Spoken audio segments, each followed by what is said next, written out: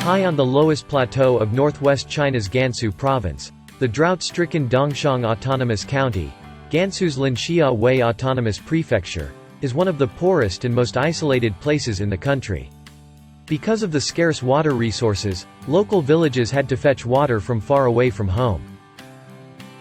小时候就那个咖喱2个拖桶拖起来，倒进那个水进那个机箱拖着吃这个，每天早上4点钟起来就拖起来了。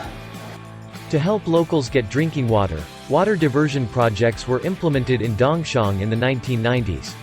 After over 3 decades of effort, every household in Dongxiang has easy access to water now.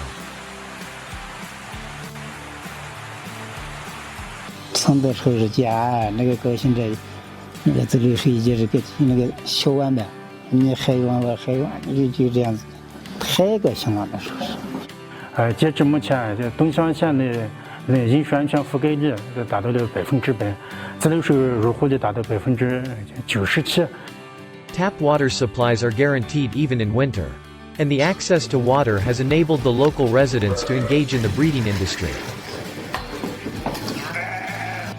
21年没了20只羊，下了30只，现在然后是50多只，这一年下来大概收入5万多块钱。